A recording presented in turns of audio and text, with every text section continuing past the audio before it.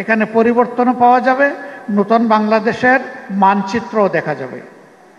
আমরা চাই এই দুয়ারটা খুলে দেওয়ার পথে প্রত্যেকটি ছাত্র সংসদ অগ্রণী ভূমিকা পালন করুক। ছাত্র সংসদ নির্বাচনগুলো দীর্ঘদিন পরে, শুধু ঢাকা বিশ্ববিদ্যালয়ের মাঝখানে নির্বাচনের হালকা একটা ঝলক দেখেছিল 19 সালে। বাকিগুলার অবস্থা ছাত্র সংসদ যেন তামাদি হয়ে পড়েছিল, অপ্রাসঙ্গিক। কখন এটা হবে বিশ্ববিদ্যালয়ের ছাত্ররা তা জানতেন না। শুধু ছাত্র সংসদ কেন, সারা দেশটাকেই তো এমন করে ফেলা হয়েছিল। যার কারণে এই ছাত্র সংসদ নির্বাচনের তীব্র আকাঙ্ক্ষা জুলাই বিপ্লবের পর ছাত্র সমাজের মধ্যে জেগে উঠে এবং তারা আওয়াজ তোলেন। এ পথে বাধা ছিল, সব বাধা মাড়িয়ে 4টি বিশ্ববিদ্যালয় ইতিমধ্যেই নির্বাচন অনুষ্ঠিত হয়েছে। আমরা আশা করছি বাকি পাবলিক বিশ্ববিদ্যালয়গুলোতেও যথাশীঘ্রই নির্বাচন অনুষ্ঠিত হবে। নির্বাচনে যারা অংশগ্রহণ করেছেন তারা সকলেই অভিনন্দন পাওয়ার যোগ্য, কারণ অংশগ্রহণ করাটাই একটা বীরত্ব। লড়াই করে যে বীর সেই।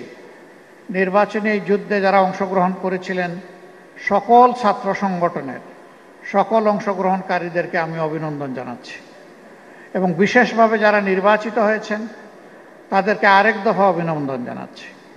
তবে এই অভিনন্দনের সাথে আমাদের অনেক প্রত্যাশা, এ জাতির প্রত্যাশা। আমি দলের কোনো দায়িত্বশীল ব্যক্তি হিসাবে বলছি না, আমি দেশের একজন নাগরিক হিসাবে বলছি। এই বিশ্ববিদ্যালয়গুলোতে যারা লেখাপড়া করেন মেধার দিক থেকে তারাই এগিয়ে, সেই মেধাবীদের কাছে জাতির পাওনা আছে। সেই পাওনাটুকু তারা দেবেন, এটা আমরা আশা করি। কি হবে এই ক্যাম্পাসগুলো?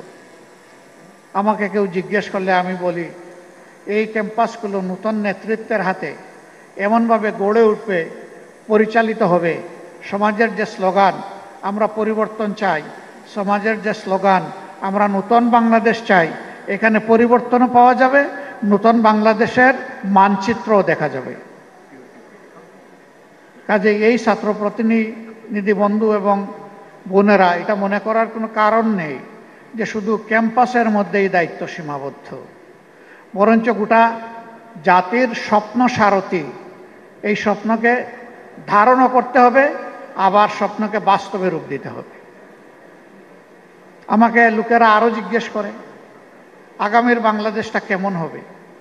আমি বলি যে কয়েকটা দিন অপেক্ষা করেন, যেমন হবে ঢাকা বিশ্ববিদ্যালয়, যেমন হবে চট্টগ্রাম বিশ্ববিদ্যালয়, যেমন হবে রাজশাহী বিশ্ববিদ্যালয়, যেমন হবে জাহাঙ্গীরনগর বিশ্ববিদ্যালয়, তেমনই হবে আগামীর বাংলাদেশ ইনশাআল্লাহ। তাহলে বুঝতেই পারছেন আপনাদের উপরে দায়িত্ব কত ভারী। কিন্তু আমি বিশ্বাস করি এই ভারী দায়িত্বের পাহাড় নয়, পর্বত আপনারা ডিঙ্গাতে পারবেন ইনশাআল্লাহ। আমি সবসময় তারুণ্যের বিকাশের পথে, আমি তারুণ্য নির্ভর একটা বাংলাদেশ দেখতে চাই, এবং আমি নই, আমরা সবাই দেখতে চাই, 18 কোটি মানুষ দেখতে চাই। এই তরুণরা আগামীর বাংলাদেশ কিভাবে গড়বে তার রিহার্সাল হচ্ছে এখনকার ছাত্র সংসদের মাধ্যমে। আমি বাড়তি 3টা জিনিস আশা করব ভেরি স্পেসিফিক্যালি। নাম্বার 1, প্রত্যেকটা বিশ্ববিদ্যালয়কে সেন্টার অফ একাডেমিক এক্সিলেন্স হিসাবে গড়ে তোলার জন্য ফার্স্ট প্রায়োরিটি হওয়া উচিত এই ছাত্র সংসদগুলোর।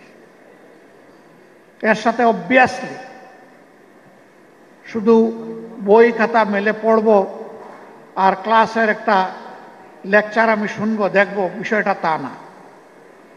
বিশ্ববিদ্যালয়গুলো তো মূলত হচ্ছে গবেষণার কেন্দ্রবিন্দু। আফসোস এখন গবেষণা উবে গেছে, যার কারণে হাজার বিশ্ববিদ্যালয়ের তালিকায় আমরা নাই। আমরা চাই এই দুয়ারটা খুলে দেওয়ার পথে প্রত্যেকটি ছাত্র সংসদ অগ্রণী ভূমিকা পালন করুক।